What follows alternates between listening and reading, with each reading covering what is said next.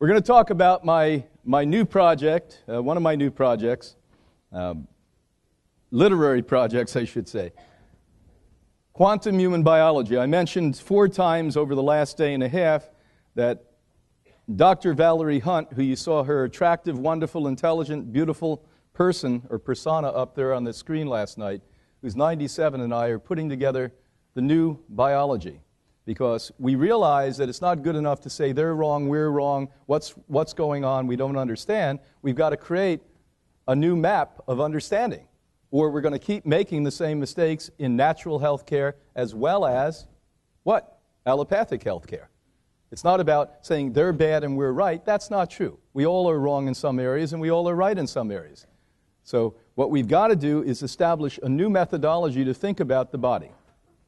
The one thing you should know after the last part of the evening last night is that I showed you pictures of electromagnetic frequencies and your connectivity to the universe, if you will, God, if you will, literally scientifically validated with film. How many of you remember when the woman sat down and prayed? Oh, look it. We're going to have a better lecture again. Thank you so much. You're a good guy. Thank you. So there she was, having energy. Instantaneously, she did what? The F word. Focused. And when you focus, you utilize the power of what? Oh, thank you. Wheatgrass. That's even better. Now you're going to have a superior lecture. Thank you. Give him a hand.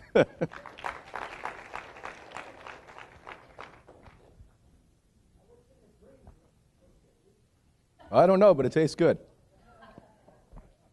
Yesterday they put vodka in there, I think. I don't. You gave me vodka, I would have been falling to the...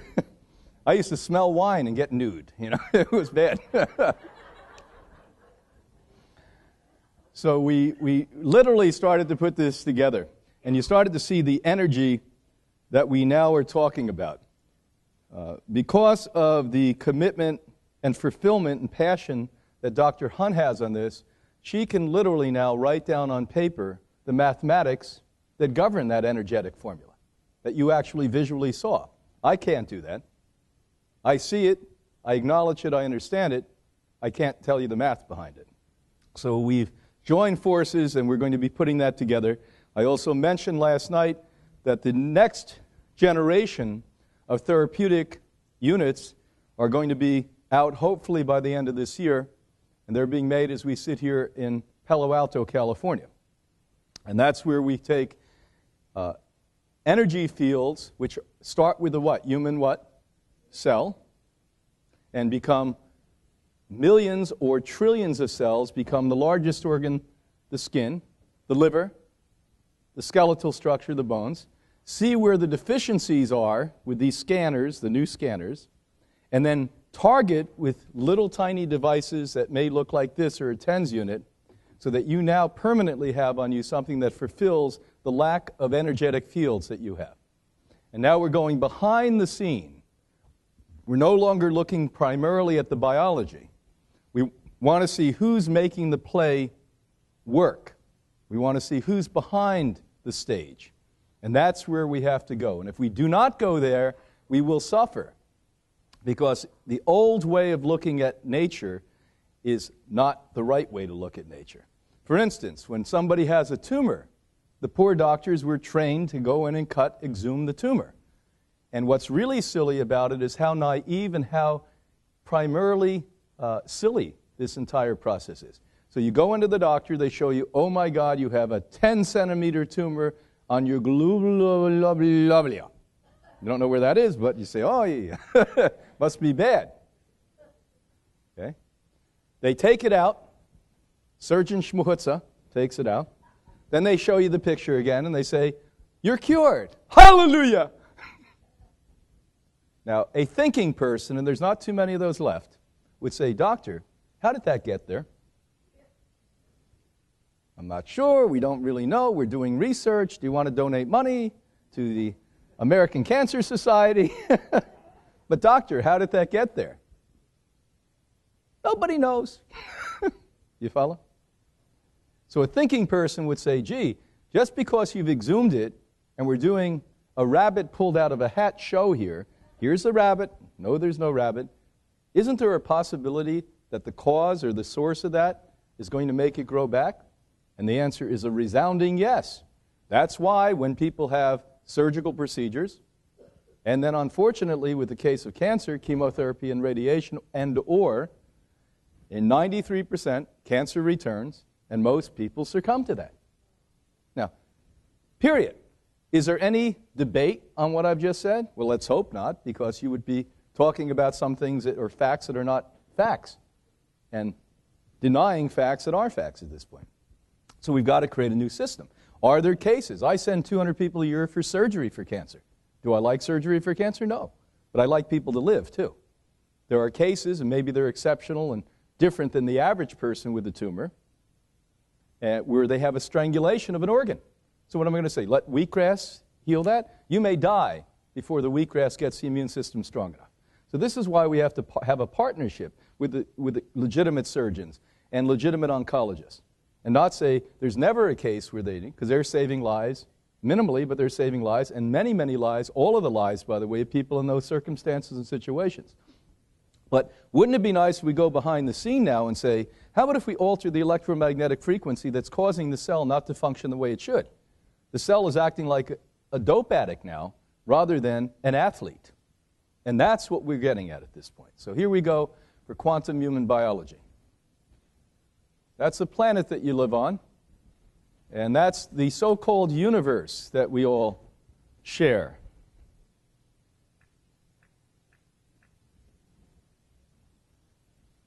Now, we used to think that we were the center of the universe at one point. We used to think the Earth was flat at one point. We used to think, until hopefully last night, that there was one universe. And what we talked about is, no, that's not true, that there's a multiple universe that constantly expands and goes faster and faster and faster and is never going to stop because of this. Biology and its related health is understood only when we eliminate the fabricated theory that there is a beginning and an end. Who came up with that concept? Humans. Who says there has to be a beginning? Who says there has to be an end? Why we make beginnings and ends is because of our insecurity. Do you follow that? We like things in very neat packages. About 2 years ago, Anna Marie and I, about 5 years ago, we decided, hey, we don't know how to manage. Took a little while. Even though I have 160-some employees, we don't know how to manage. So I got this book that said the new gold standard. I was at an airport, and it was the Ritz-Carlton, the #1 management company in the world. And we went to Washington. We spent a day, and I was in awe. I said, this is going to be boring, and I don't want to go. It was like a kid going to his first day of school. And it was one of the most enlightening, wonderful conferences I've ever attended in my life. Never once did they mention money. Never once did they talk about business. They talked about why Ritz-Carlton is the #1 management company in the world. And the most poignant thing that he said within the first 3 minutes we were in the room is, we're not going to teach you to think out of the box. We're going to teach you there isn't a box. Bingo. I said, hey, I never knew that. I used to think we have to think out of the box. They said, what do you mean? There is no box. And that's why they know how to manage people. They also say you have to serve your employees equally to serve your guest. Period. Totally a new concept. Not that I didn't try to do that, but I didn't know that that was really the core purpose of it. And this is out of the box, because there is no beginning and there's no end. And your insecurity wants everything to be neat and clean and packaged and oh my God, so that you have control over things. When you're out of control, you sense that you need to take control by making everything minute. When you have control, you want everything to be expansive. Do you understand that? You're excited about newness, not oldness. When I listen to the conversation most people have, it disgusts me. They're talking about their good old life 30, 40, 50 years ago. Who cares about what happened? Frankly, who cares about what happened 2 minutes ago? It's not relevant. And when I talk to people, they talk about the highlight of their existence, and that's when they stopped growing. Oh, back when I was, a cheerleader in the cheerleading squad in high school 50 years ago. It was a great time in my life. That's, I think that people that went to war, they deserve honor. even though they're being manipulated and it's insane what we're doing, these people did something honorable. But one of the things that have always confused me is how you would buy a license plate and place on your license plate, wounded vet. Is the highest point in their life that they were wounded in a war and they want to be acknowledged for that? Do you follow what I'm saying to you? This is the world we live in, pain and suffering. Now, can you imagine if on that license plate they said, having an unbelievable time. As we drove by, we say, look at that asshole. Why are they telling us we're having, oh, wounded vet, oh yeah, you know, poor guy. Like, unbelievable. So you got to get over this one. The sun's rays, the source of life on earth. All life is generated by light that manifests frequencies. These frequencies are captured and converted into energy. Now, we started energy. In science today, we don't even talk about light and frequencies. Unless you're a quantum physicist, then you talk about that. So we start with energy. What is energy? Nobody ever asks where it comes from, just like they don't ask where the tumor grows from. Do you follow that? So we've got to veil back and go to the first two, light, which is UV, UA lights, and many others that we probably haven't identified, that generate from the sun. That all converts into energy. So you and I and everything, and the lights here, and the earth spinning, and everything that we do, everything you see, touch, feel, taste, understand, and things you don't understand, is generated by that frequency from the sun. Single-cell life forms in the green plants they spawn possess receptor-like chargeable batteries that convert this energy into matter called protein. So now we go from energy to protein.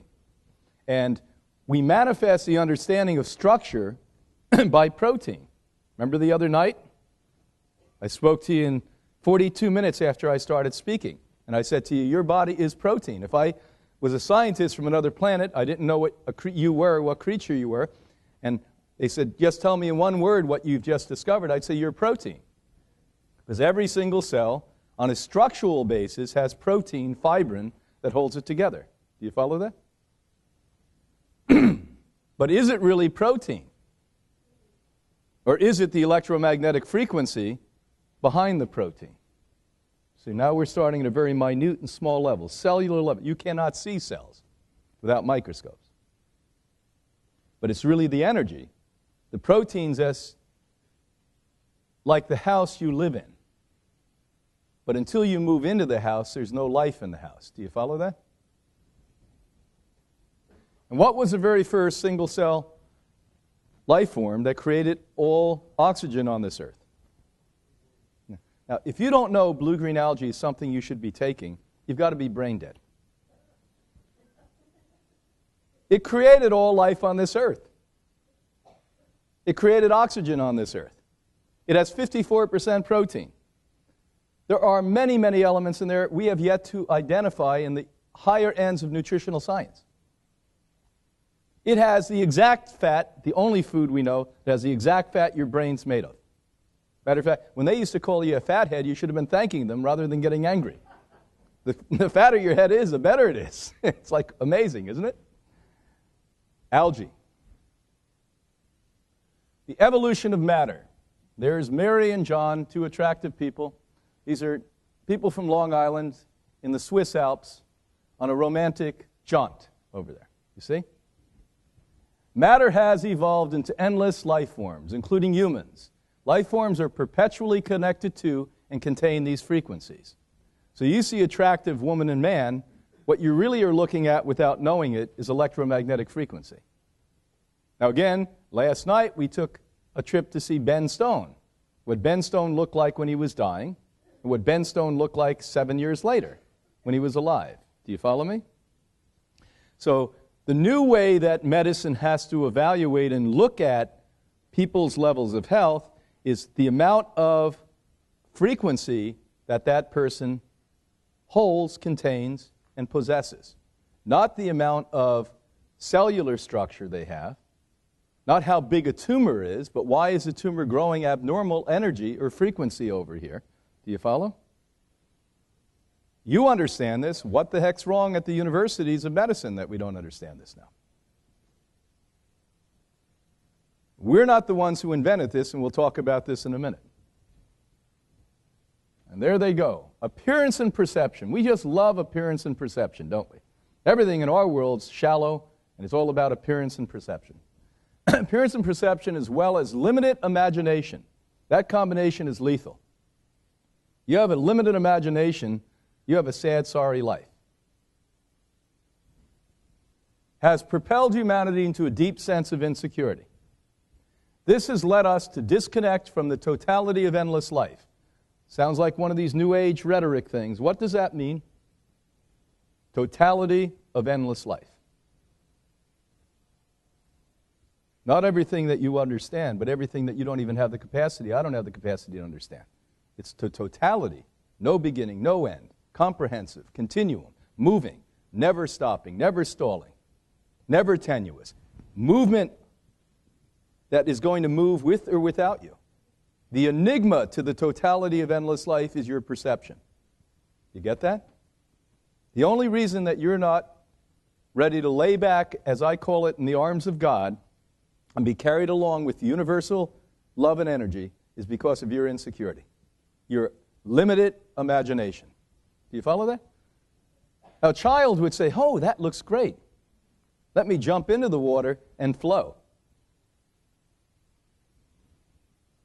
Control has grown from this, as well as the need to categorize, compartmentalize, and isolate ourselves from the balanced rhythm which has given rise to all life. Now, let me give you an audio on this. I didn't start to listen to classical music till maybe 20-some years ago. And Handel's my favorite, by the way. And the arrogant ones, I don't know about classical. I like art, I like music. I don't understand classical music or art. I just like it. And my arrogant friends who understand say, oh, you like Handel? Well, he had a cushy life. I said, maybe that's why I like his happy music. But you have to suffer to make good music? You know, you have to be blind or something? But I also love Mozart. I think Mozart was out of his mind, meaning he had no beginning, no end. Follow me? He didn't know what he couldn't do. So at 4 years old, he's writing concertos and making symphonies by the time he's 7. And you know, if you listen to Mozart, 1,000 years from now, people are going to be turned on to Mozart. Now, why? Listen closely. Why you like the Beatles, and why we'll be listening to Beatles music 1,000 years from now. Why you like Mozart, and some of the great musical talents over the years, is that they work on a rhythm of the heartbeat. Boom, boom. Listen to Mozart. You listen to Mozart concertos. It's amazing. So that heart rhythm works the way the planet turns on its axis. The multiple universes are connected together. The way you saw the woman connect to the universe last night, and what you find in living food. Once you cook a food, destroy a food, disturb a food, you no longer have that rhythm. And you may bring in hard rock to your life. So here the universe is moving like bump, bump, bump, bump, bump, bump, bump, and you're going,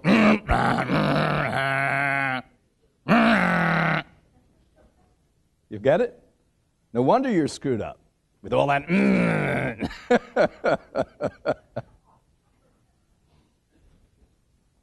Disorder and disease. Disorder and one of its stepchildren, disease. Remember, it's not disease. Disorder is not disease. It's the first step in getting a disease, is to get out of order. All the disorder means is getting out of order. Has grown into the so-called norm. Look at not only our lives, but the life of the planet we reside on. We and it have been affected by this disconnect. So we're sitting around now. I even listen to some of the enlightened, well-educated environmentalists. They piss me off. Because they don't take ownership to what's happening. You know, it's like the environmentalist that I knew that was driving a car that probably get 2 miles to a gallon. And I keep saying to them, you know, I'm a person that wants to support health and green, but I'm full of shit. They said, what do you mean you're full of shit? You know, you're a vegan, and you do this, and you wear natural fiber clothes. I said, yeah, but I still fly in airplanes, and I still drive cars. You know? I said, so I'm full of shit too. They don't want to take the ownership that they're full of shit. It's just what level of shit are we full of? You know, that's it. Anyone here that tells me you're not full of shit, you're really full of shit. What level are we at? You know, that's... Maybe I have a petite little, you know, load over here. But I still have it. I haven't erased it. When you say, let's come to the Brian Clement seminar, I don't show up because I refuse to get on a plane, I got rid of that. Do you follow me? I got rid of that. But I'm not going to do that because I like being full of shit. Now, this genetic thing, this is interesting because they are using genetics as a sales pitch and they know nothing about genetics. You ask the average doctor, and I have about 14 doctors as of 2 weeks ago about genetics, they fumble around, they don't even know what to talk about. They don't know what chromosomes are, DNA, they don't understand the different cultures and subcultures of it. But the same doctors were having debate, all 14 with me, that genetics played the major role in disease. But the geneticists, as I pointed out 2 other times during this conference, tell you that's not true. What percentage do they tell you is inherited? So put that hand up, 5. So a doctor starts to tell you, you got cancer because your great-grandmother and mother, sister, the guy down the street had cancer? Say 5%. Maybe. But even if you had that 5%, if you overwhelmingly took the 95%, even did 70% of the 90%, you're not going to have that 5% affect you. Now, mapping this out will expose the distorted pattern and afford the way out of this dilemma. So Dr. Hunt and I are going to be using genetics as a formulated way to describe to the scientific community why the energetic fields behind the genetic are more important than the genetics itself. Because when you look at chromosomes, have you ever seen these, by the way? You actually see the movement within them. It's amazing stuff. And this is what they look like. Well, similar to this, not exactly. Now, that's exactly what they look like. Isn't that beautiful? Don't understand art, but I think that's artistic, don't you? Now, one thing I want you to write down and remember, because this is going to be poignant as we move forward in this discussion. I didn't know this until recently. In fact, 2010 I found this out, that you're made of what makes you different from every other human being on this earth. 7,354,000,000 people as of last week. That's how many people are on this planet. Now, what makes you different is the chromosome. Your chromosomes, all of our chromosomes are made of 98% phosphorus and 2% oxygen. Now, don't forget that. We're going to revisit this. 98% phosphorus, 2% oxygen. And that's what the genes look like. The DNA markers look like that. All of this comes out of the ionic vibration and frequency from the sun. Now, what I'm going to teach you in the next 20 seconds is all you ever have to know about nutrition. This is the second time I repeat it. Friday night was the first time I said it. Now I want you to get a visual on it. You get this? All you will ever have to know about nutrition. All life comes from the sun. It is captured on the leaf of a plant. If you eat a fresh, growing leaf of a plant, you will get the maximum amount of energy, nutrition, and frequency available on the planet Earth. Period. You want me to repeat it again? Okay. All life comes from the sun. The mechanism that God, nature, evolution, whatever, I think it's all combined, created on this planet to capture the energy from the sun, where all life comes from, is a green leafy plant. If you eat that as it's growing in the form of sprouts, or captured in even higher amounts, but it's not as active or alive, in blue-green green algae or sea vegetables, you are now tuned into, tapped in, and plugged into the highest level of plants or elements that capture the energy from the sun. That's all you have to know, people. Anyone else that talks beyond that, it's philosophical baloney. It's philosophical baloney. You got to eat the animal, and the animal eats the thing, and it transmitted the thing, and you got the thing, and... Quit the diarrhea of the brain and mouth. If all life comes from there, I'm going to eat the stuff that captures that. We've been giving this to hundreds of thousands of people and watching the results. So challenge us. Come on, let's have a fight on that one. You throw them out of the hospitals and say they're going to die. They come to us, and they come back to life. Not because I do it. I can't do that. I can only make me come back to life. I can't make my children, my wife, all of you, can't heal you. Nobody heals you. You heal yourself. Anyone that tells you they heal you, they're a con artist. That's called photosynthesis. First big word. I couldn't say that for 3 years. My poor mother. Can't you get it right? Photosynthesis. Remember that? You were in first or second grade? Now that makes protein. So as this goes down to different layers, and earth and stone is a result of that, plants and creatures, and even air and water. What do you mean air and water? There would not be an atmosphere without sunlight. There would not be water without sunlight. So things that we're not even taught in mainstream science, we now understand. What do you mean water and sunlight? Well, back in 1957, when my father took me and put gear on my back and said, "Kid, you're going to see under the water. It's great." He started the scuba dive in 1951. It was invented in 1948. And it's funny, I really started to think of my own sanity when I wanted to be in healthcare, because his diving club in New Jersey consisted of 13 medical doctors, his buddy who had a Harley, and him. So I said, but the crazy people did it first. So 1957, he stuck me under the water. I probably watched turds float by on that one. And he pulled me back and said, "What do you think of that?" And that was it. From that point on, I just loved going under the water.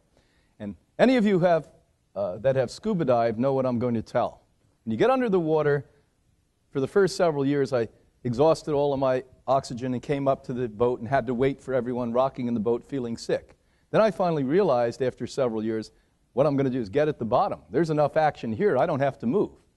I went to the bottom, and I sat, and that's where I learned to meditate. I couldn't learn to meditate in these classes. It used to bore the hell out of me. Close your eyes, think of something, all I got to think about is girls. Meditate, what are you talking about? And so finally I got underwater. I had to focus in on my breath. What else can you do? You're going to either die or focus in on your breath. So I'm focusing on my breath, watching all the schools of fish go by, and we had pet moray eel when I lived in Florida years ago. We used to go back, and you could actually pet them. They were just beautiful. And you see everything, just this magnificent, extraordinary, perfect ecosystem that worked in total harmony, something that was unique to a human. And I'd watch the lights come down, and they refracted. Now, why sea vegetables are so incredibly important, and why blue-green and green algae are important, is that when you have a UV wet ray and it goes through salt water, sodium H2O, salt water, it refracts. It splits literally into hundreds, if not thousands, of subcultures. Now, what I would see, listen closely, is the schools of fish that have a higher intelligence than us, you learned yesterday, literally moved in symbiosis. They could actually be spinning upside down and around, and the entire school of thousands of fish would do it at one time. And when I'd see these UV wet rays that refracted into hundreds and thousands, it would hit the phosphorus on the gills of the fish, and you'd see it reflect off it. And I started to say, wow, that's spirituality, not the crap I'm reading in the books. That's really what it is right there. So here's what we get out of the sunlight. And even the air that you think is invisible is not. It's charged. They call that in Asian philosophy prana, and the life force in the air. Biology in its purest original sense maintained a balanced interconnectedness that formed the cycle of life on this planet. All the books I've ever read on biology, it never popped out like it did in the Lion King Disney movie. So I used the Lion King Disney movie because it was more enlightened than biology. They call it what? The cycle of life. And if you want to see a very profound movie, by the way, watch The Lion King, because it shows you how everything works together. Oh, it's for children. No, it's for enlightened creatures who have consciousness, not adults who can't get it. That's what it is. That's what it is. Human development. Evolution provoked the development of the human and the anatomical so-called advancement of the brain. Now, here's why that's so-called. After 50 years of tens of millions, if not hundreds of millions, of magnetic resonant imageries being done on the brain. And thank God for magnetic resonance, because now we can see the brain like we never did before. One thing we've established is that the average human being uses 3 or 4% of our brain. So when you feel dumb, you are. We use 3 or 4% of our brain. We think somebody like Einstein, we don't know, we think somebody like Einstein most likely used 10% of his brain. Do you know we have his brain in Princeton and formaldehyde? You know, someday we'll have enough schmutz to understand how to look at it and see how it worked. So can you imagine this when it's an organ? The brain is not an enigma. It's not mystical. It is an organ. And there is no organ in the body that ought not to be working nearly 100% or 100%. Is that not true? What would happen if I said, hey, I'm going to give you an opportunity to have your heart work at 3%? Oh, yeah, sign me up. Only 3% of the time can you poop. Yeah, sign me up for that one too.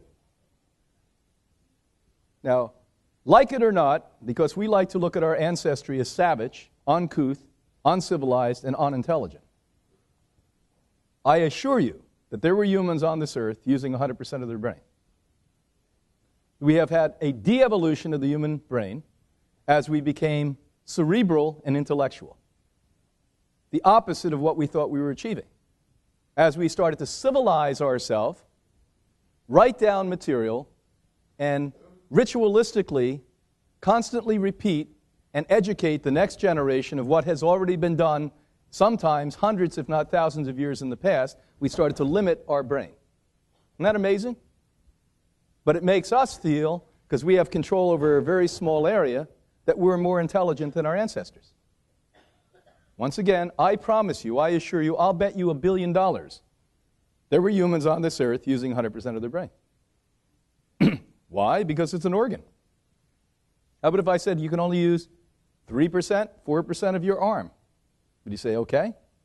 You can only walk 4% of the time. Would you say okay? You get what I'm saying? Anyone here not get what I'm saying to you? So this is what we've learned. The brain is not what we think it is. And yes, we've made some interesting jumps forward, but can you imagine if we had comprehensive knowledge and consciousness? I assure you we wouldn't have war, hatred, anger. I assure you wouldn't have to be here listening to me for 2 days. You'd know all of this stuff because your parents would teach you this, schools would teach it to you. Your so-called religious systems wouldn't give you a bunch of rituals, tell you to recite prayers. You still don't know what the hell the damn things mean. You would actually be learning about application of human life. Human development, our needs to create the perception of solidity forced us to remove ourselves from the energy and balance of all other planetary biology, elements and structure. So this is when we became really insecure. We started to remove ourselves from this, and we started to kill animals, not because we needed them to eat, but we needed to feel superior. You follow that? We started to rip up the earth, dig holes, make man-made chemicals, 2,000 new ones a year, spew them all over the planet, just because we're the big shots. We're the head of the mob. Because we have fear and anger and disconnect. And so the more insecure we became, the more we ravished the very planet Earth, the Garden of Eden, we were given. And then we all sit and say, oh, we don't know how it happened. And then you have people, and I won't name the two brothers' name because it makes me vomit when I think of them, that in the last 5 years has spent $55 million at several major universities to disprove global warming.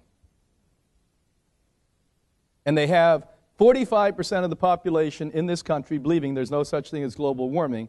And if you've been on Long Island and New York City in the recent last 4 months, I think you woke up to that one. Like or dislike him, Bloomberg tells the truth. He stood right up, told the truth. Christie thought he was an asshole, liked the guy now. Tells the truth. Tells the truth. There is global warming because we're out of control because we're trying to control. Let God control. Let the universe control. Get on with your business. Get on with your business. What's your business? Finding your passion, fulfilling your life. That's the only thing you'll ever be good at. You will never be good at anything. You will suffer if you don't find your passion because you're not going to be happy. And you're not happy, you won't do anything well. Now, does that make a little sense to any of you? You got to do it, people. You don't listen to another damn thing I've said to you in the last 20 hours. You got to do that one. That's why you paid your money to be here and listen to me yell at you. That's it. Then you'll eat right and you'll exercise and all the rest of this stuff is just going to fall into place. Because you honor your life enough at that point. You don't honor yourself, you're going to lay in bed, you're going to smoke dope, going to blame everyone for the circumstance, curse God. You know. This is how we've done it.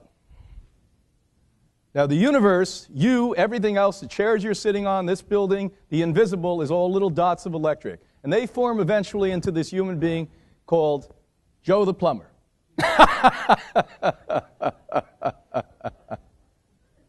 Human development.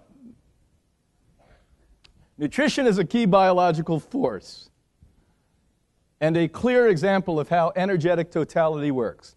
Now, let's not just say, oh, that sounds good. We don't know what it means. What does energetic totality mean? Okay, so if you have energy, do you want it to be working at 100% or 60%? So energetic totality is just another nice, fancy way to say maximum energy. So once again, we'll repeat it. Nutrition is a key biological force and a clear example of how energetic totality works. Now, what do you think has the highest level of energy when it comes to food? A dead carcass of an animal? Bingo! When we did research at UCLA in the mid-'70s with my colleague who was the guy who wrote all the books on orthodontia, Rick Ricketts, before I knew what raw food was, before I was a vegan, he's a funny guy. He's dead now. He was a funny guy. He and his wife, Bonnie, were 100% raw fooders. And they would be, of course, the keynote speaker at these major orthodontic conferences, and they'd fly them from around the world, and he'd get up and say, I'm Rick Ricketts, and here's my latest book. Now I'm going to introduce Bonnie, my wife, and she'd give a 2-hour class on raw food back in 1970. And he called me up and said, we've got to do some research.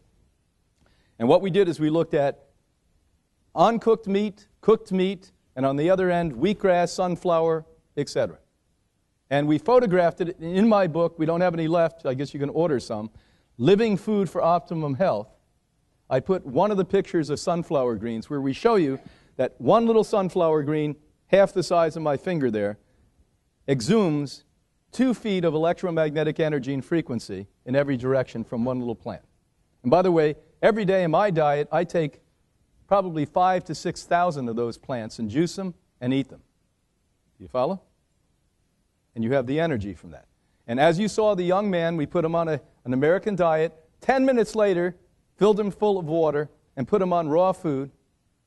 And what did you see happen to his energetic field? Okay. Does anyone not understand nutrition in the 21st century now? Now we're talking about 21st century nutrition. Oh, you can go down to, no, I have a PhD in nutrition too. And they're going to tell you, you need this much protein for your body type, you know, you have a blood type like this, you have a yinger, you have a yanger, you ding a dinger, you're doing a dinger, you got this percentage, let's get this, you have to put these chemical supplements in. Do you follow me? They're intellectual mutants, these people. And you're dumber than they are if you listen to that crap. Your question is, you're from New York, how much energy does this shit have? It has energy? I want it. Doesn't have energy? Screw you. Doesn't that make a little bit of sense to you? But not you. You want to fit in. You want to be normal. You want to have low consciousness like everyone else. Because once you start eating this stuff, it's like getting on a wild horse. That's why most people don't stick. That's why you're out eating soy burgers in the closet. Well, I'm still a vegan. You follow what I'm saying to you? How do I know? What do you think I did? See, I was an ascendant master. I was eating all the crap I could when people weren't watching. They'd catch me. What's that on your... Oh, and that was a organic mustard, you know. You want energetic totality. Now we go back to this phosphorus. Remember that weird thing? What makes you different than any other human being or any other creature on this earth is that your DNA, your chromosomes, differentiate you. And that 98% of your persona is phosphorus. Now, I didn't know this until a couple of years ago. This was one of these bingo moments that I could write this book. I got this bingo moment. I said, wow, this is amazing. Now, this is a formula, not so interesting. I half understand it, but when you have phosphorus, it has transference and assimilation of light particles.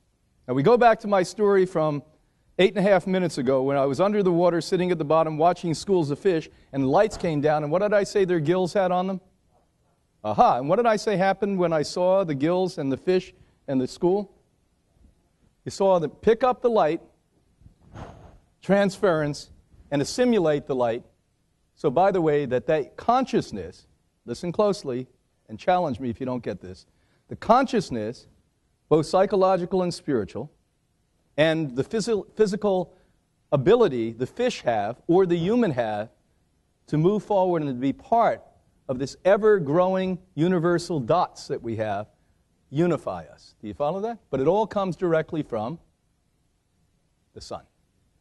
Now, take a breath. Did you get that? Now, we're going into the major leagues here, people. You get this one, we're going to God. Now, this is the God stuff. This is where science and spirituality will unify in the next few weeks. This is happening at this point. So the non-believers are going to have to become believers because the cerebral people like this kind of stuff. The only materials that pass through the phosphorus sheaths are the light particles of vitamins, minerals, nutrients, and chemical elements, unfortunately. So heavy metals and chemicals, unfortunately, go through the phosphorus sheets into the what? The chromosomes, and right into the cells themselves. Now, Anna Marie the other night showed a segment where she said, you know, until we figured this out, we didn't understand why it was so hard to get heavy metals out of the body.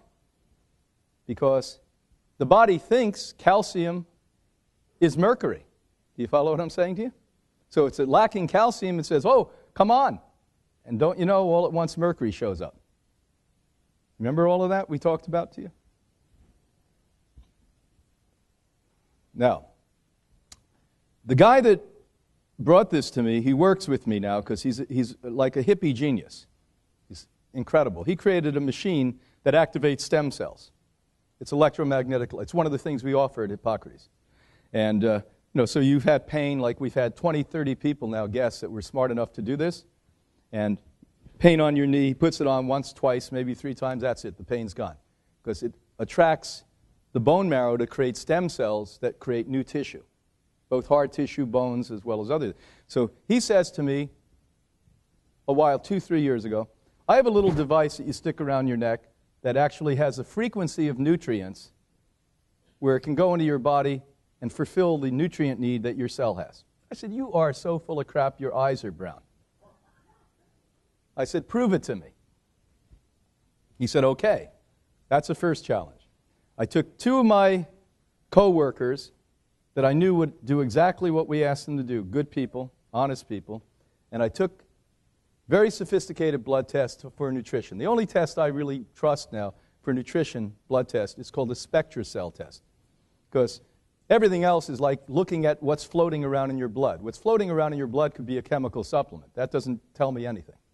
This test actually, we take it, send it to a Texas laboratory, they open it in half, the leukocyte, they see what's been absorbed. The only nutrients that will be absorbed into the human cell are whole food nutrients from either food or whole food supplements. Do you follow? And so we did the test and saw their deficiencies, took away all forms of supplements, and then a while after that did it again. All they wore is this frequency device, and guess what? 60% of the deficiencies were gone without them taking nutrients for it. Now, we don't have this, he doesn't have this all figured out, but we're on our way to figure it out. Because even nutrition behind the scene, behind the stage, is frequencies. Remember that. So when we're saying the cell isn't who you are, it's frequency, we're also saying the food is not what you think it is, it's frequencies. Now, do you come along with me on that? Do you understand this? Okay. Oh, we're big shots, aren't we? 2,000 years ago, the Chinese knew this stuff. Oh, but they're Chinese. They're Orientals. They're not smart like white people, are they? So we discredit. Oh, they stick you with needles and they burn stuff, and what's wrong with these people? They're not modern. They're not well. They don't have Harvard and Princeton and Stanford and Oxford and Cambridge degrees. They're Chinese guys. So we don't take credit. Now, how many of you, I'm walking because of Chinese medicine. I crushed my leg. A 2-ton piece of metal hit me, crushed my leg. They said I'd never walk again. Thank God I knew a chiropractor that was trained with a brilliant Chinese doctor. He had me walking in a week. Because they knew about electromagnetic frequency. But they didn't have all these fancy schmutza devices I'm talking about now. They had needles. They had needles. So you have a problem here, they stick a needle here, stick a needle in your foot, and this thing over here gets affected. Oh, but modern Western medicine. Oh, that's baloney. What are you talking about? I don't see the meridians. You hear? Show me the money. That's Western medicine. Give me the tumor. I can cut it out. But there is no tumor. I can't do anything then. Do you follow? How impotent are we in the name of progress? We make the word progress up. We don't know what it means, I'm afraid. This isn't progress. It's primitive. Primitive is not there. Primitive was better than we are. What would you call this stuff? Sub-primitive? 0? Minus? Isolated phosphorus. Now, this is really a binger. This will give it to you. When isolated from all other chemical compounds, phosphorus makes a hissing sound and disappears from this dimension. Now, some of you may not know, but you've seen that. How many of you remember on very dark nights when you're over here on the ocean walking along in the sand and your feet hit the sand and you see little stars like this? How many of you have ever had that experience? Well, as soon as it gets warm in June, not May, go out there again and start to scrape your feet along the shore. And you're going to actually see phosphorus disappear in front of your eyes. Now let's go back. What differentiates you from all other creatures, all other life, is your chromosomes. 98% of your chromosomes are made of phosphorus. And the only thing that makes you physical is a 2% oxygen. Are we etheric bodies and has spirituality taught us that forever? Yes. I'm a scientist that is going to prove that. Do you follow? Now, interesting enough, that through evolution and the universal knowledge and wisdom, they used oxygen as the anchor to hold you into a physical form. What is the very first sign of life and what is the very first sign of death? Nobody knows? Breath. Isn't that incredible? The perfection of this incredible godly knowledge? Amazing. Amazing stuff. That you are literally light. And the only thing that doesn't make you disappear is a little bit of oxygen. And by the way, you do disappear when the oxygen disappears. Thank you, God. Perfect. Perfect. So your job is to, by the way, keep the light high, keep the frequency maximized. Go to the endless potential that we have. And you can only do that naturally with living food. You can only do that with living food. Can we do other things? Sure. We have these fancy, thousands of dollars worth of machines, we plug you in, we give you electromagnetic, we give you a cold laser. So it's sort of like jump-starting an old rusty car so that you don't die. But at the end of the day, you're not going to be plugged into a machine 24 hours a day, are you? But once we get the rusty car up and running and you start moving, then we can keep the fuel, the life force going. But let's not just isolate this to diet, because it's not first diet, it's first emotion. Once again, we revisit the father sitting and reading, the child running around the father. From the crown of the head of the child, connected completely to maximum potential, to God, to the universe. As a child touches the father, it enhances the dimension, consciousness, and physiology and health of the father. Do you follow that? So it's consciousness that first and foremost fulfills that electromagnetic need that you have.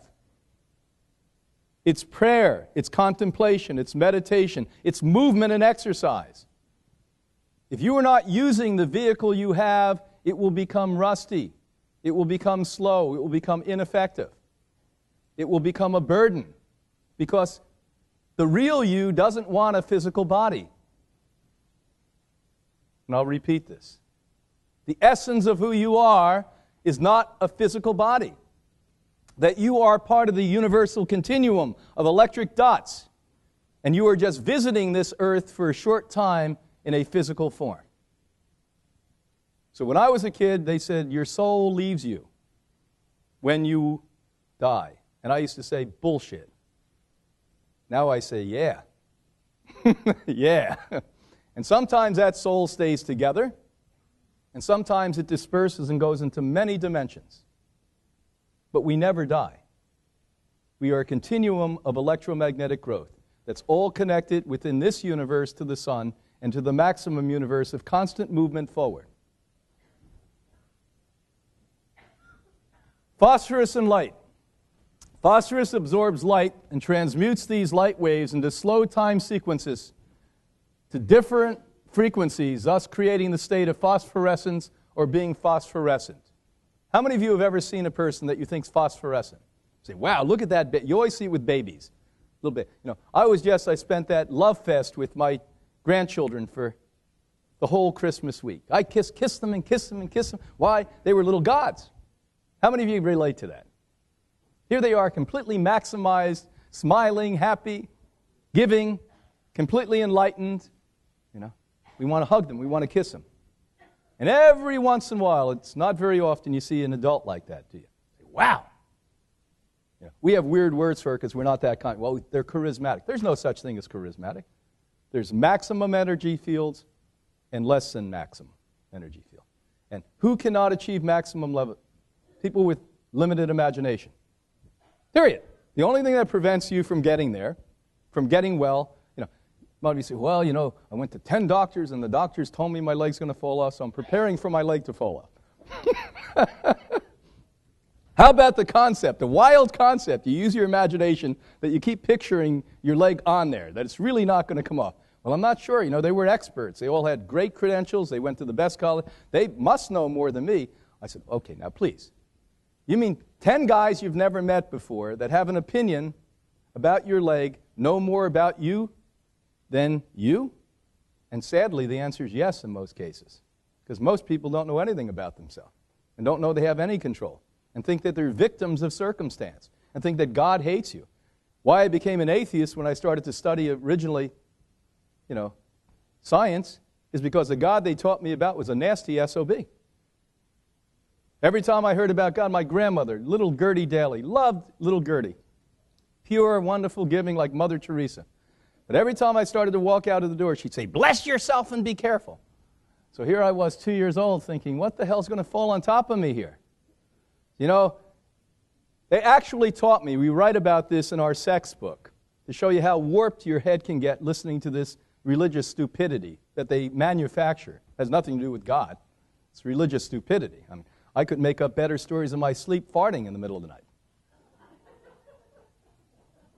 But they actually told me and had me believing, if you kiss a girl from another religion, the ground's going to open up and you're going to burn in hell. Now, Biology 1. When I grabbed that Protestant girl when I was 12 years old and took a kiss, I became cross-eyed. One eye was looking at her, the other was looking at the ground. But I said, I've got to do it anyway. You get what I'm saying? Now, can you imagine warping a little boy or little girl's mind and saying, you're going to burn in hell if you kiss somebody from another religion? How many of you heard that kind of crap? Raise your hand. It's unbelievable. Unbelievable. We call ourselves advanced. Oh, my God. It's unbelievable. Now, this is another interesting thing. This is beautiful interesting. Revelation. It's funny. Every once in a while, just about the time I'm getting bored, these revelations come up. Never from me. I'm not smart enough to have these things. They come from exterior forces. People come along, or I read something, or somebody throws, or I'll listen to somebody talk. I say, wow, I finally got that piece of the puzzle. And this was the second piece of the puzzle that came to me 3 weeks after the first piece of the puzzle. I kept thinking to myself, why do these 100 trillion cells in your body have magnetites? Now, you have little pieces of magnets in every single one of your cells. You know the answer already. Why? Because they connect you to the magnetic field of everything, all other life forms. You didn't know you knew that, did you? But does it make utter sense to you? Absolutely. So you're connected to everything else. Magnetites are magnetic particles contained in all cells that are directly connected to you, connected you to all other magnetic fields. Now, what is a magnetic field? Anything alive has a magnetic field. Anything dead does not have a magnetic field. Now, it used to be 100 years ago when people died, we buried a lot of people who were not dead. Did you know that? There are a lot of diseases where your respiratory system slows down so much you can't see the person's breathing. They don't even pick it up. They used to take mirrors and see whether or not breath was coming on it. How many people were buried alive? It must be hundreds, if not thousands, worldwide. Now, thank God, modern medicine, not all bad, has something called what? EKG. And if you ever watch, in my generation it was Dr. Kildare or Ben Casey, now it's Chicago Hope or whatever it is, and they, you don't know anything about medicine, they make it exciting. Like inside of a hospital is exciting, talk to some of these doctors here. That's about as exciting as watching poop go down the thing. But anyway, they make it look exciting. And you actually see, the nurse and doctors going along, and they look into Mr. Schmahutza's room over there, and the EKG is going like this, bing, boom, the Mozart. Remember we just talked about the Mozart. Everyone smiles. Oh, Mr. Schmahutza, he's doing good. But then every once in a while, you see, to make it exciting on, Chicago Hope or something, ER, you see it flatline. And then you see all of these doctors and nurses running around like a Meshuggah, because what do they say? The electric went off. Uh-oh, the electric went off. So when you die, the electric goes off. Everything else, including you, has a magnetic field. So when I saw Anna Maria, didn't know if she spoke English, certainly didn't know if she liked me, what I first connected to were two things, magnetic field and hormones. So what is a stronger communication than words itself are magnetic fields and hormones. Isn't that interesting? And by the way, hormones are not exclusive to humans. Some of you love the ocean. A lot of you here because you live near it as I do. You get me into the desert, I like it for 3 days, I want to go back to the ocean. I know other people that resonate beautifully in the desert. I know some that like it in the top of the mountains in Colorado. But the hormones from that particular environment is what resonates or does not resonate as well with you. Do you follow that? So you could love a tree. Well, maybe not as much as you can your wife or husband, but you can certainly love a tree. Do you follow what I'm saying? So some of you have that symbiotic relationship with nature without even knowing it, without being conscious of it. We also go to areas of intent to repeat what I said, so now in this scheme of things you'll understand. Why I go to Notre Dame when I'm in Paris is because the electromagnetic fields that exist, with millions and millions of people coming into that one little area with one intent, to connect with God, the universe, the electromagnetic frequency. Do you follow me? And that's what we need to do. So these people in science who are going to tell us there's no such thing as the universe and God are going to be sorely surprised in the next few years when we pull away the facade and start to show them what this all means. And the perplexing and most wonderful part of it, how did they know these things instinctually thousands of years ago? Because truth is omnipresent. When you sit here and what I say resonates with your heart and you understand what I'm saying, it's not because you didn't know this to begin with. All I'm doing is repeating what you already know. Do you follow that? Why this feels so good to you is that the wisdom of the universe prevails. It is our mind that gets in the way. And even the mind of spirituality, in most cases, divert your attention from real spirituality. That's the sad part of it. I know people, in spite of organized philosophy, are spiritual. But I know very few people who ritualistically follow the ritual that are spiritually enlightened. And is our objective to become spiritually enlightened? No. It's to become humane, which part of that process is to be spiritually connected. There's nothing that you do that's not a spiritual act. I said that once before 26 hours ago. When you eat, it's a spiritual act. When you sing, when you dance, when you sleep, when you love, it's all a spiritual act. The second level of energy. Now we talk about earth energy. The process of decomposition generates proteins, vitamins, minerals, electromagnetic frequencies, and bacteria that nourish plants as they grow, collecting more ionic energy from the total. So even though the physical body, the cells, the anatomy, the skeletal structure, all of this isn't really the relevant thing, they need a lesser level of frequency. And the lesser level of frequency comes from the earth itself. Do you follow that? You have direct contact with the universe, sun to you. We've talked about that. The secondary level is earth to you. When the sun comes down to the earth, it processes it, transmutes it. What does transmute mean? Moves it from one form to another, okay, and puts a lower level of energy so that it can create structure. So the lower level of energy comes in the form of nutrients. You get that? So even though you came here thinking the top thing I was going to talk about is nutrients, top thing we talk about is direct connection with the universe, the second thing that keeps the physical body well is from the earth itself. So Anne Wigmore was wonderful because she had zero intellect. And I mean that. She was frustrating and brilliant.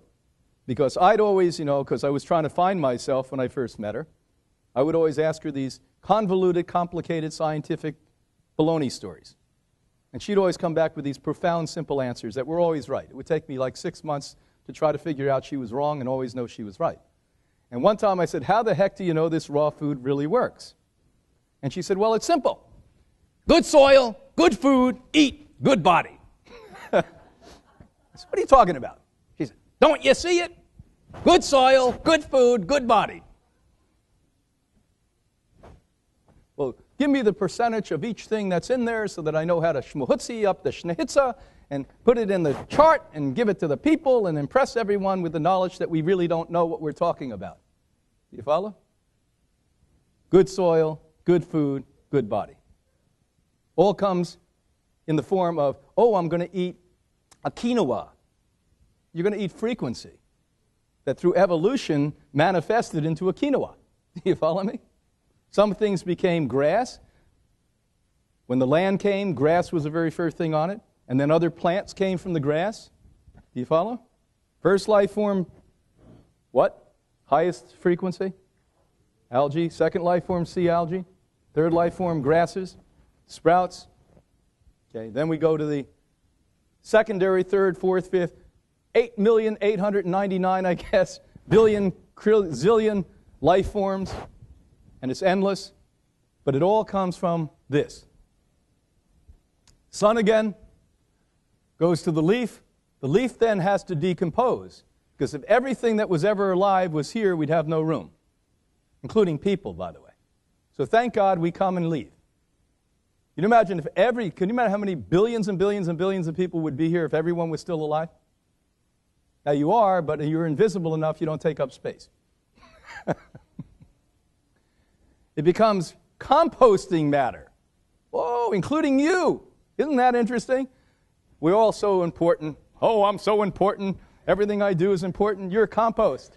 Get over it.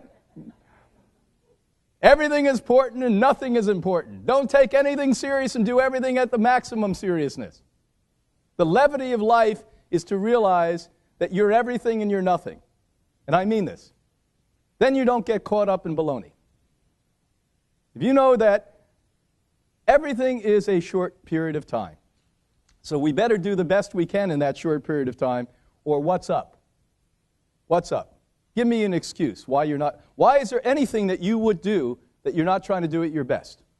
And why would you start something to create a facade that you're important to other people without really intending to fulfill it? So most of your lives are 90% bullshit, doing things you shouldn't do to begin with because you don't intend to do them well. Not nice to hear that, is it? How do I know that? Because still mine, 40 to 50% is bullshit. And you have to work hard because, believe me, a lot of people have 100% bullshit. The So we have to work hard. I was at that close to 100% point at one point. There was nothing I did matter to anything. Most important to me.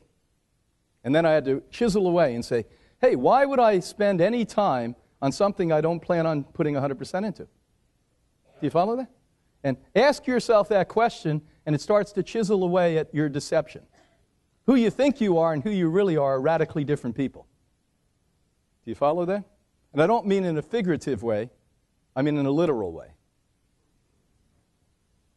That compost becomes earth, it becomes minerals, and literally becomes stones. So many times when you're picking a stone up, it could be part of a human body. How many of you know that? Ironically, when we bury people and put a stone up, it's representative of our ancestry understanding that.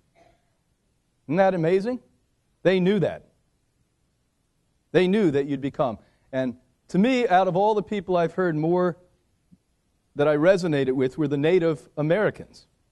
All over South America and North America, because they got that. They saw God in everything. The vast majority of the tribes, they saw God in everything. They were in this room and were really there still. They'd say, oh, the chair is God, and the stone is God, and the building's God, and the air is God, and the invisible, and the water is God. That resonates a lot more with me than what? God's above you, you got to talk to God, you got to come to me, cash into God. You know, I used to have to go to convention. How many of you had to go to confession when you were a kid? After about the second time, I realized I'm going to go in there and tell wild stories. The poor priest almost had a heart attack. I was just a little boy. I didn't know anything about sex, but I knew it was nasty. That much I knew. You should hear the stories I told the priest. And one time the guy came out and brought me to the nun and told her. That was the last time I told the story. Now, we go back to Walt Disney, the Lion King, the cycle of life. All of that comes from the sun, compost, comes down, and comes up and creates what? The cycle of life. We're going to do it. Thank you. Now we're going to go back to compost there. Now water, we're going to go through this. Water directly collects energy from the sun at a greater level of frequency since it has less structure. This form of nourishment is essential to maintaining all life. So when we talk about nourishment, is the first and most important food? Is the first and most important water? Nope. The first and most important is what? Oxygen. So we're backing you out of this now. So food, yeah, it's pretty important. You die in several months. You die in several days, you don't have water. So how you can figure out if something's relevant, if I don't have this, how long will I survive? Maybe 4 days. Much more relevant than several months, isn't it? Remember yesterday I was going to lock one of your bodies into the closet here for 5 months? Come back and visit your corpse? Nobody volunteered yet. What's wrong? They would have done that in California. Yes, we'll ascend to the high places in the world.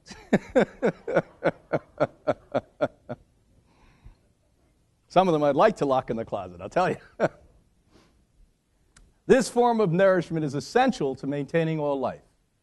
Its invisible nano-elements also collect ionic energy at a high level, affording greater nourishment. Now, why do I bring this up?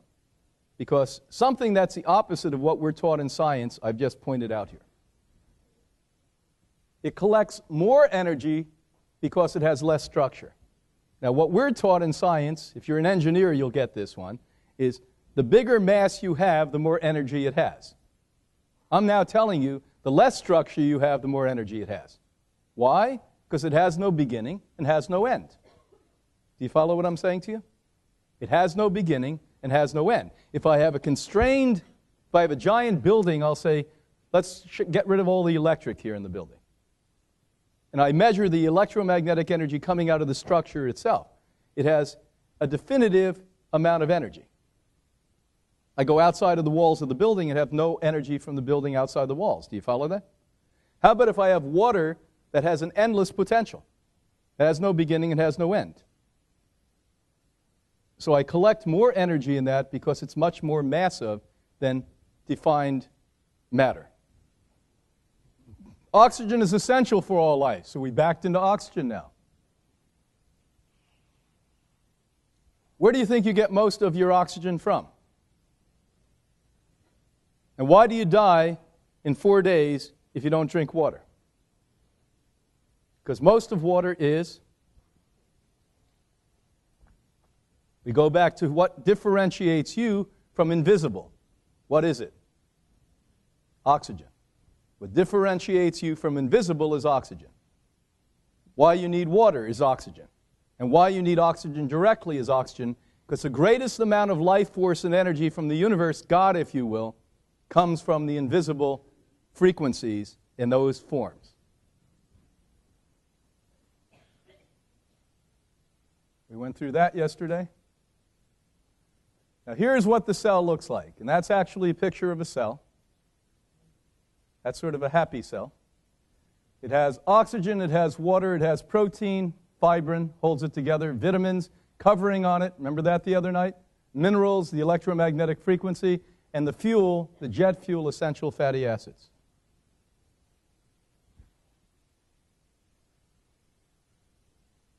These elements, with their varied frequencies, are attracted to the magnetic energy of the cell. This allows building and life-maintaining processes. It also expels exhausted and used matter from the cell. So what that says in English is that how you absorb nutrients is because if you have the life force in the nutrient and the life force in the cell, it's attracted to one another. Do you follow me? Remember Mary and Joe, the attractive people up in the Alps walking? They're together because they're attracted to one another. Living food has life force.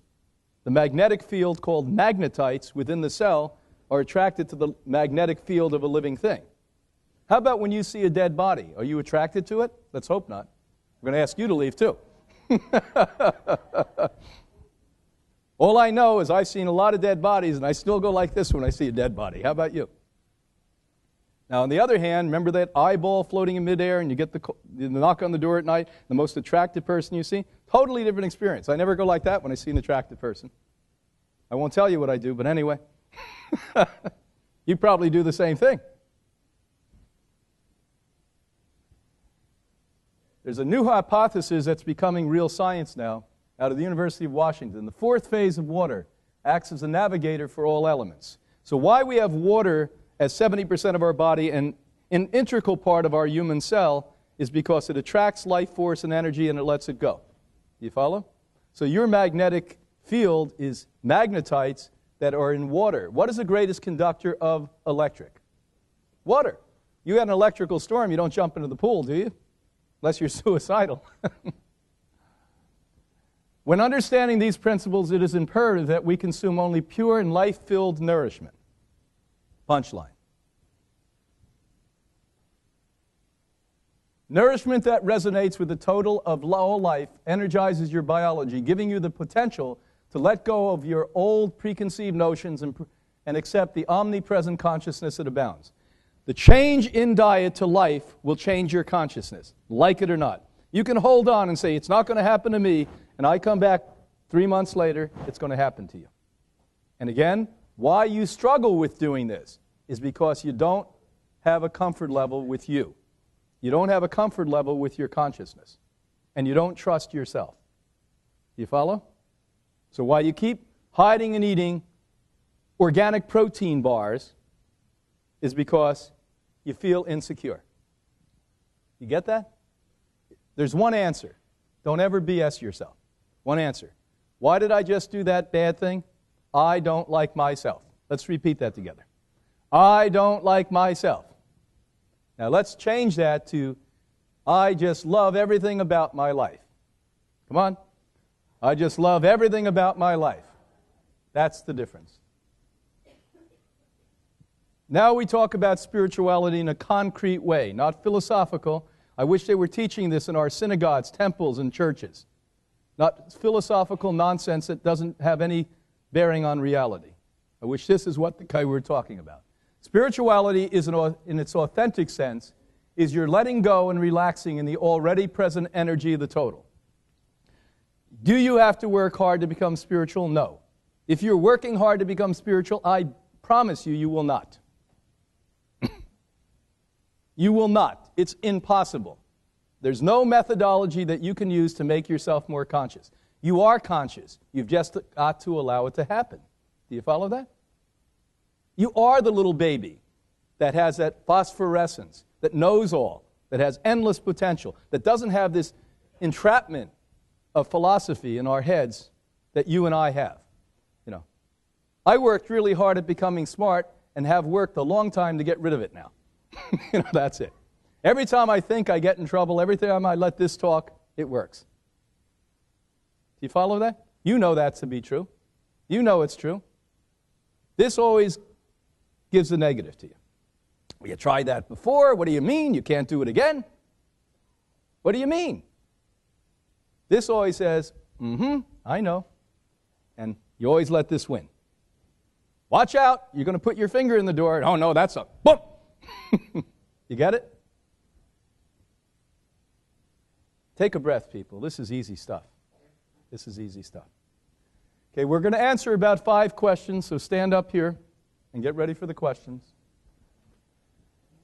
As observed by conscious people throughout human history, food awareness and focus have the ability to give you the tools of health, joy, contribution, and spirit. Here are some of the people that just slipped. When they were asked over the millennia why you ate plant-based diets, they really didn't describe it, other than the fact they said, it makes me more conscious. Do you follow me? So any of you that came here with a very small request, I want to become healthy from changing my diet, you're not asking the right thing. You want to become conscious, and part of being conscious is changing your diet. Do you follow that? Don't ask for a small thing, you'll never get what you need. Ask for the big thing. Because once you're conscious, you cannot be sick. So here we go. Good morning. My name is Sharon. Several years ago, I had a very persistent cough for 2 years. 9 doctors later, it was determined I had allergic bronchopulmonary aspergillosis of the lungs. Oh, my God. Did they give you a number? Not one doctor ever said, and every time I would ask, you know, what can I eat, or is it diet? Should I give up milk? Oh, no. Had nothing to do with you. 2 people that helped change my life that I'd like to hear your thoughts about. Dr. Robert O. Young. I read his book, The pH Miracle, and learned about the acid-alkaline balance and started eating more alkaline. And there's someone else named Doug Kaufman who has a whole program, Know the Cause. And both of them believe in not having certain foods like peanuts, corn, and potatoes, some of the most fungally infested crops, and also grains because of the way they're stored. I'd like your thoughts about those 2 gentlemen, their philosophies. Dr. Young also has a new biology, and what you think about those theories. And that's about it. Well, I think anyone that is contributing to an advancement and moving beyond the status quo, I have a great respect for. So both of these men I do have a great respect for. Why I've been very blessed to be working with and associated with Hippocrates is time gives a lot more experience. And what happens is that you start to realize, as I said the other night, when I listened to myself speak in Stockholm 36 years ago, I said, I hope nobody listens to this. Do you follow me? So as you develop, as you grow, and I was given the mantle by people who already started with a foundational understanding, we've been able to expand dramatically in all the areas that make us well. And I wish it was as easy to say to you that if you eat 100% raw food, that's it. But you could eat 100% raw food, do exactly what I'm telling you to do that I do, and in fact, force yourself not to connect to the universe and consciousness and still die and be sick and suffer. And so I think it's a lot more than food and fungus on food, but the reality is part of the picture. You know, I only say things bad about people who do bad things, not people who do good things. Yes. Hello, Dr. Brian. I would like to share with you what I believe and what I know. I'm one of these doctors that you keep talking about. I'm a surgeon who treats breast cancer, and I think I do a very good job. I treat my patients well, and I think there's a place for all of us. Exactly. I appreciate the fact when you said that there are things that we all do good, and other things are not perfect. Nothing is perfect, except for maybe the sun. Exactly. You say it gives life, but that too can burn us and Exactly. burn our skin. Oxygen is good, but if you breathe 100% oxygen, it'll damage your lungs. Exactly. So genetics, yes, it is true. I mean, this is what I do tell my patients, and I would hope that most doctors do know that only 5 to 10% of women with breast cancer do have a genetic mutation, which is the BRCA gene. The vast majority, there is no genetic mutation. There may be a family history, but it may not be genetics. Second, I do not believe that 93% of my patients die of breast cancer. On the flip side, I believe that 90% or more of my patients survive, do not die of breast cancer, and don't 90%. have a recurrence. Yes. You have the highest number in history. Well, but statistically, stage 1 and stage 2 do have that statistic, you know, and thankfully more and more women are coming in with earlier stage breast cancer, and of course they do survive it. You know, the later stages, it is more difficult. So what I do, obviously, as a surgeon, I do surgery. I do take out the tumor, and I'm reducing the tumor burden, and then there are other avenues that then help to keep those tumors away. And I think one of the things that you propose as far as the raw food diets and everything like that can definitely help, because your immunity is what is central to us. I would like to know, because you do say that you treat different types of cancer, stage 4 and with good results, how exactly do the tumor cells go away? What happens, you know, with what you do? Well, the first thing that the guests here that don't know, you know, is that all cancer has to grow and develop out of stem cells. That cancer will never go into the body, take a full-grown, mature cell, and convince it to become cancer. So what we have to do is we have to overwhelm the body with very macho and strong stem cells. Now, when we have somebody very sick, unlike you that deal with stage 1 and 2, we never hardly do. It's very rare that people have the ability to come to us first with early stage anything. They usually have to go through the show or be told by a doctor, an honest doctor, there's nothing we can really do. You have a stage 4 melanoma, you have stage 4 breast cancer, there's nothing we can really do. It's just palliative care. And then they come to us. So when we're dealing with these people, we have to use not just diet to begin with, because they may not survive. It may not get the immune system activated quick enough just by changing attitude, diet, etc.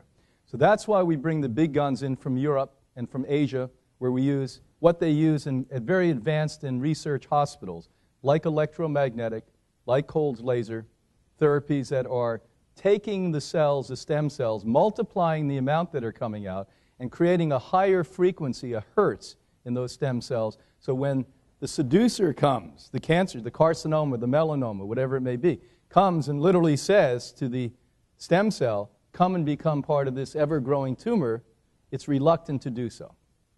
And then what we see is an erosion of that. Once it's put under control, the immune system, starting with the T cell, the H cell, and everything else, eosinophils, basophils, they start to literally eat away. Were you here Friday night? Well, Anna Maria showed a picture, which I think is one of the most brilliant visuals you can see, where the leukocytes, the eosinophils, basophils in that case, were attacking the tumor. And so this is what we see and have seen for 57 years. So I'm with you, and you've heard me say it. I think we all need to work together. I think there is always a place for everything, even things I loathe. Chemotherapy, radiation, loathe them. I send people back to them all the time. Why? Because that's the only viable option at this point. And you know as a doctor, because you're a good person, basically the answer is not doing surgery, chemo, and radiation. That's only the emergency resolution. What is the cause of the disorder? We've got to eliminate the cause of the disorder. I don't know, you're the first doctor in history, because I read the medical journals consistently on a weekly basis, that ever came even close to saying you have a 90% success rate even with a stage 1. Because when we look at long-term results, and let me explain this to you, you know this, is the only disease in history that they put a 5-year criteria on is cancer. For instance, if you're a diabetic, they're always going to, even if you're well, they're going to say, oh, here's the diabetic 20 years later. But somehow, because we haven't done well with cancer in the mainstream field, they put a criteria of 5 years. So if you survive 5 years, then you're considered completely cured. completely well. When we look at the long-term statistics, that's where we show up with 93% having cancer of some type. And you know it's a secondary cancer, another form of cancer, at some point. And because most people aren't here like you and others learning how to take care of their lifestyle, they're out eating hot dogs and hamburgers again, and they succumb to the cancer. But you're right, and I'm just really happy that women are coming in with stage 1, because a doctor like this, and you ought to get her name, because somebody's going to need surgery, if not you, somebody that you love, she's going to take the time and the patience to do clear parameters. Why the cancer spreads, period. And she can't always do clear parameters, because you can't always do it, is if you go in and cut into those spider tentacles, that's where it spreads. If you can go around the spider tentacles or as much as you can, the possibility of that spreading dramatically diminishes. We see it. How many times has she and I seen cases where you have stage 3, stage 4 cancer, you cut into it, and 3 weeks later, you have the second breast that's contaminated. That doesn't mean there weren't cancer cells there to begin with. There were. It was a seeding of cancer. But what happens is if you now put mother loads of cancer cells into it, then it can spread.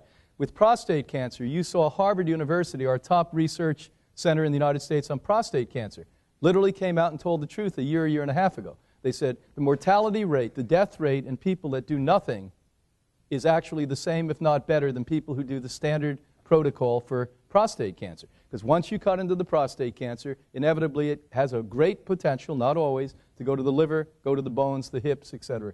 So this is where we all have to sit down and talk about it. And I don't know the answer. I know one answer modern medicine's giving that I'm happy about. It's immune-boosting methodologies. And we're looking at things in Europe, especially in countries where socialized medicine really is very well put together, and money's not part of the game.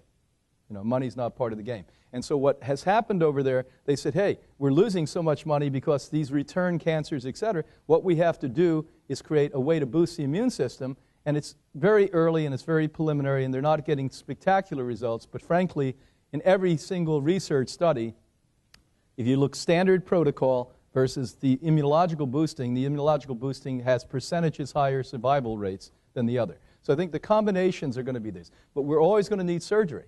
And let's hope to God if you ever need surgery or your family, you find a conscious woman like this that is open, that's going to sit and listen to me yell and denigrate the profession that she's in. So let's give her a big hand. Medicine and science continue to be fascinating, exciting, and it's an evolution. That's right, it is. I'll never forget, I was speaking in Dublin to about 400 people, and this one physician in the front row just couldn't take another word I said. And she said, everything you said is a fraud. And I said, you know, you may think that, but the rest of the room doesn't think it. And she said, well, they don't know as much as we do. I said, yes, they do, because they've been treated by you. You know, and so what we have to do is, it's pretty bad when we have doctors really know less than our patients most of the time. Where do you think I learn a lot of this stuff? Not out of books, patients. They come to me after I hear the fourth one that says, bingo, binga, binga, worked. I look into bingo, binga, binga. Say, hey, you know, why not? Yes. Hi, my name is Jackie. Thank you for being here and sharing your gifts with us. I was wondering if you could talk a little bit about acupuncture in the course of your treatments, and also I hear you talking about electromagnetic and frequencies, and something that keeps being introduced to me, and I'm not sure anything about it, and if I should go for it, is the NAET treatment. What is that? Where you hold a vial that has Oh, frequency. yeah. The old Vegas stuff, yeah. So, you know, it's kind of one of those woohoo kind of things, and you say, is this real? And now that you're talking about frequencies, I'm wondering if there's a connection and if that is a viable treatment option. That was an interesting, what was the first part of the question? I didn't know what it was. So. Acupuncture in treatment. You know, I can't say enough about we offer acupuncture. We have a Korean woman and a doctor who teaches movement, exercise classes every day at Hippocrates, and both have their unique way to deal with acupuncture. And I cannot say enough good about it. Now, I've seen a lot of people have acupuncture, and it was the thing after trying 10 others that worked for them. And so I'm walking because of acupuncture. I don't preclude anything at all from our medicine chest. Things I don't even know about that I think are viable and we learn about, we'll bring in if we know that it has a great history of success with it. And I try to bring, when I don't, and you can't know everything, I have people that know a lot more than I do on particular subjects, I bring them onto staff. And they have that they offer to us. So the problem you see when you go to many acupuncturists that come from the orthodox school of Asian medicine is they get stuck into the ideologies that were created sometimes 2,000 years ago with diet. Now, they did a brilliant, in my opinion, a brilliant job in Ayurvedic medicine as well as Asian medicine, because they knew nothing about anatomy, physiology, biochemistry, immunity. None of this was understood. So they only had external forces to use. Yin-yang, boy-girl, night-day. And you cannot tell me that they didn't do an extraordinary, exceptional job without knowing anything to help people's health.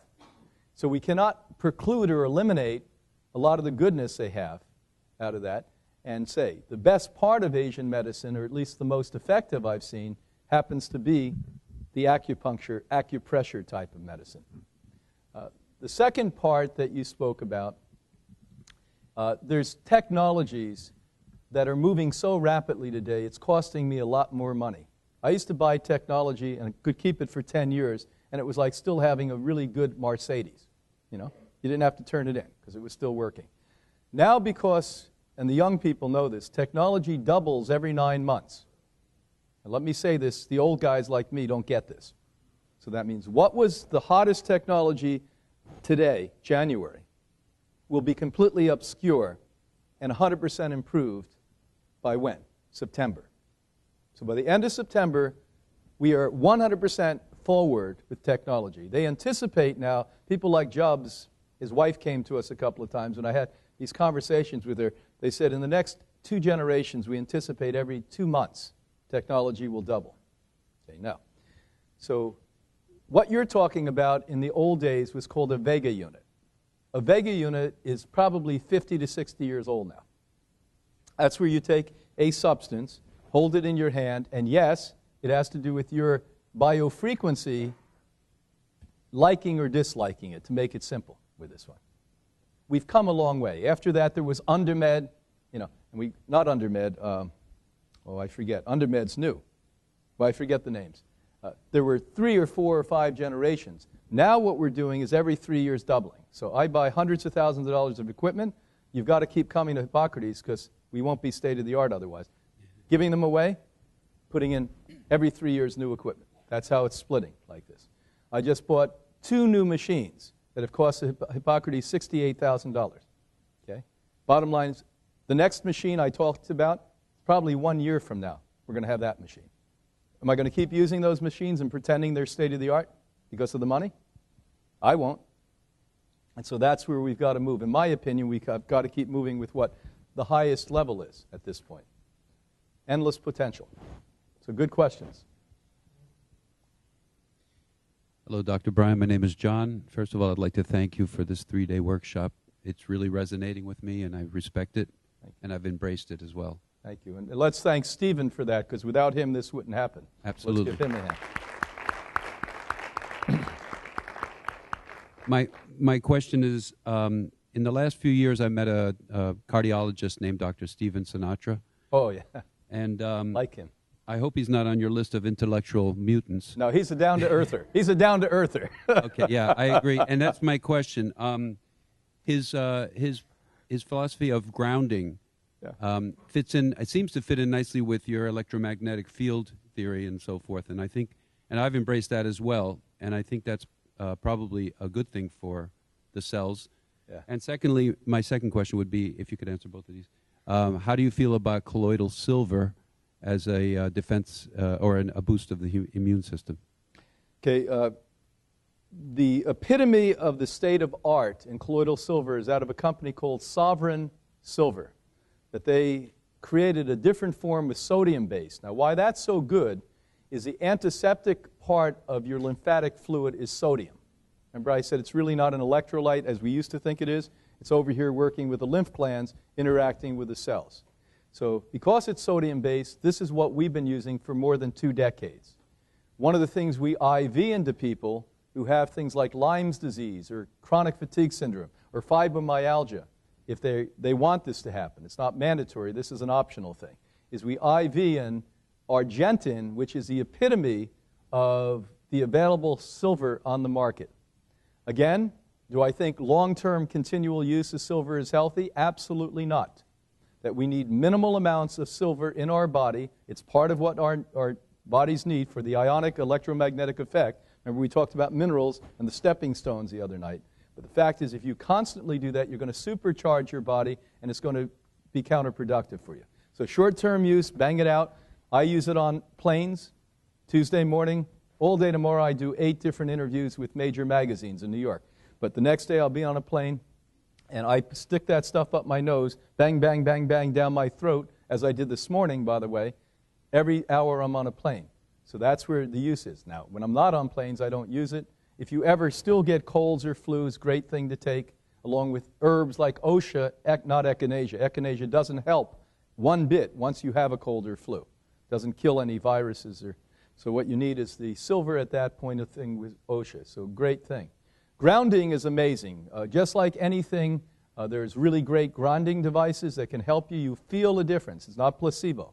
Where we go back to the second phase of electromagnetic. Remember, light goes to the earth, brings you down to the physical level, and that's from the soil, the electromagnetic frequency that manifests into a sprout from a quinoa or wheatgrass, whatever it is.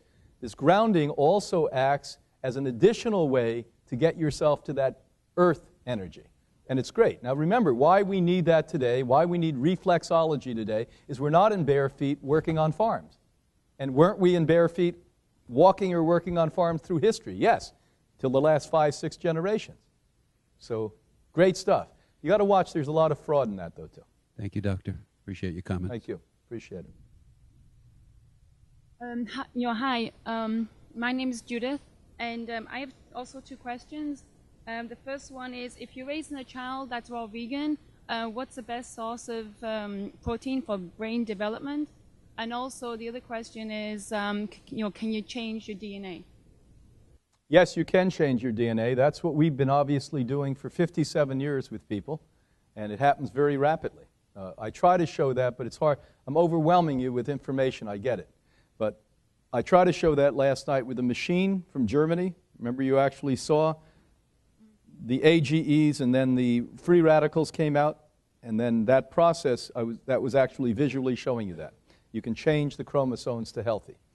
The other thing I can say to you is that I've raised 4 children, and now helping indirectly for 3 grandchildren.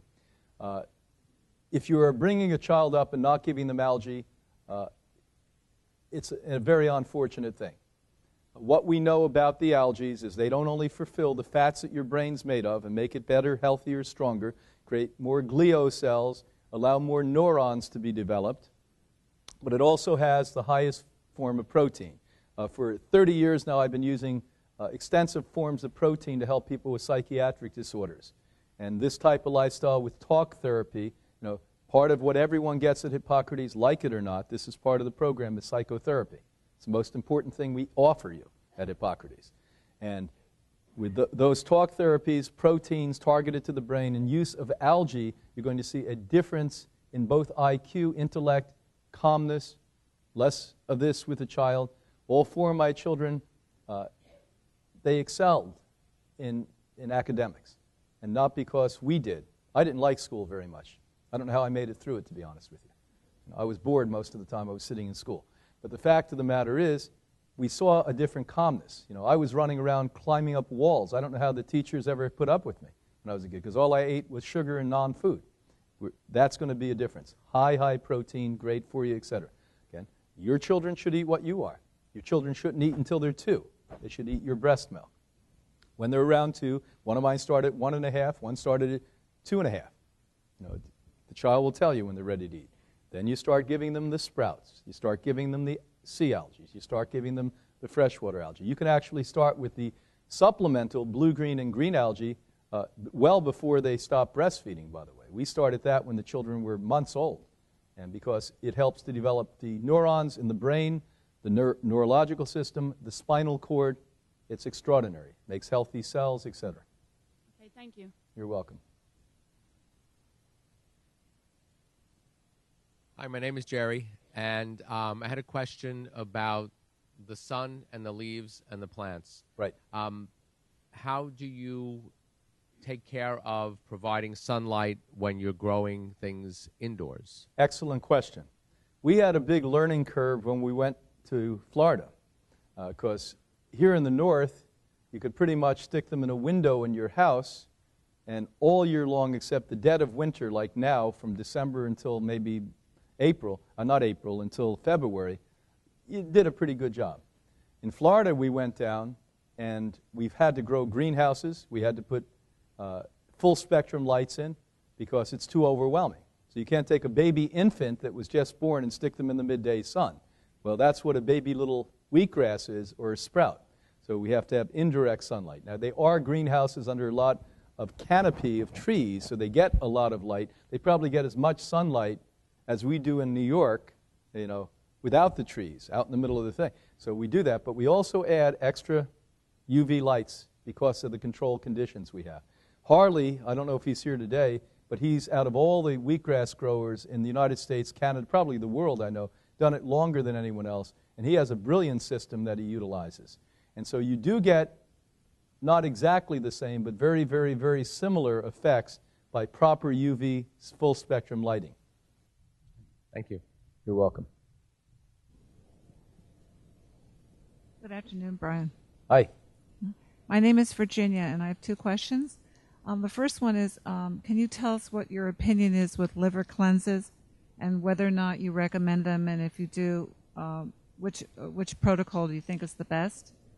And the second question is pertaining to juicing. I'm a little bit mixed up as to which machine does which item, and what's sort of the perfect. What should we be aiming towards? Okay. And which vegetables or fruits or ginger or that sort of thing. Okay, that's a third question, but I'll answer all three. She's a New Yorker. She snuck it in there. What should we be? And by the way, what about the toenails? Okay, so we'll start with the last part. Since sprouts are 10 to 30 times more nutritious than the best organic vegetable you grow in the best soil.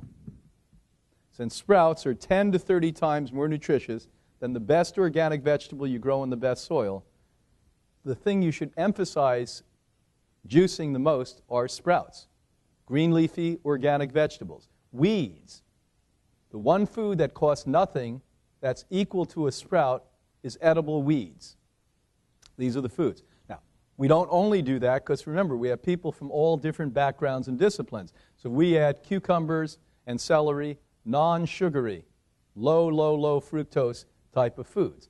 Parsley, watercress, kale's become a big thing, but if you have a thyroid concern, I wouldn't be taking cabbage, kale, etc. juice. Not that it hurts most people. 8 out of 10 it won't, but 2 out of 10 it will. So you avoid that. The rest of you, perfectly fine. The juicers are one juicer. And don't get confused about blenders, glorified blenders, and juicers. They would like to tell you from some of these companies that a very fancy, very expensive blender is what you need because you need to drink roughage. Now let me explain. You don't want to ever drink roughage because your body is meant to chew so you can take the nutrients, the fluid part of a food, away from the roughage and let the enzymes interact with it so that it can go down into the body and ultimately through the digestive system that brings it into the bloodstream that puts it into the human what? Cell. Because ultimately all nutrients have to digest ultimately in the cell. You're made of cells. You're not made of a digestive tract only. So with that said, you need a juicer, not a blender. A blender, again, masticates things, blows bacteria, oxygen, everything in the atmosphere around it, kills 90% in 90 seconds. As a matter of fact, a little less if you have a cheap blender. So a $29 blender, you'll get about a 4 or 5% less kill-off rate than you would a very high-speed, expensive blender. And you don't want to drink that because it goes down without going through these normal processes, ferments in the intestinal tract. These people end up either emaciated or obese. Just look at them. Look at the advocates of this stuff. Number 2, the juicers you should use are not the ones I have to be relegated. You do when we travel, these centrifugal juicers. You kill most everything in that too, but it's better than nothing. Okay? You want slow-turning auger juicers. Now, the old days used to be presses, the Norwalk press. Thank God for Norman Walker. Okay, great, messy. If you have one of those, don't spend new money. It works. The new presses are auger presses, very tightly engineered, where just like your teeth, putting thousands of pounds of pressure together, twist like this, get deep into the cell of the plant, including green leafy plants and sprouts, extract far more fluid out, far more high-quality nutrients out than any other forms of juicers. The presses do that. You're going to literally pay, if you drink juice every day like we do, you're going to pay for that juicer that you'll pay more for after a year and a half and save money from that point on, because you're going to get 50% more juice out of that. Everything that needs to be juiced can be juiced with that. Why you don't like it? It's frustrating. It takes longer. It's like chewing. That's why I don't chew. I'm always like this, chew, chew, chew. I don't chew myself because it's frustrating to sit and chew. And it's frustrating when you sit with a very slow-turning juicer, but it's really the right way to do it. The quality of the juice is dramatically better. Okay, now, you had one other one you snuck in first. What was that? Liver cleanses. Okay, liver cleanses are not for everyone. The day of the internet has come, and I see people with liver cancer, cirrhosis of the liver, severe hepatitis C, do this. This could be fatal for them. Now, that doesn't mean most of you that's fatal for. We do not tell everyone to do a liver cleanse. We look at the SGOT, SGAT, the liver enzymes, see what's happening, look at the medical reports, what do they have, how severe is it, how much degradation has there been, breakdown of the liver itself.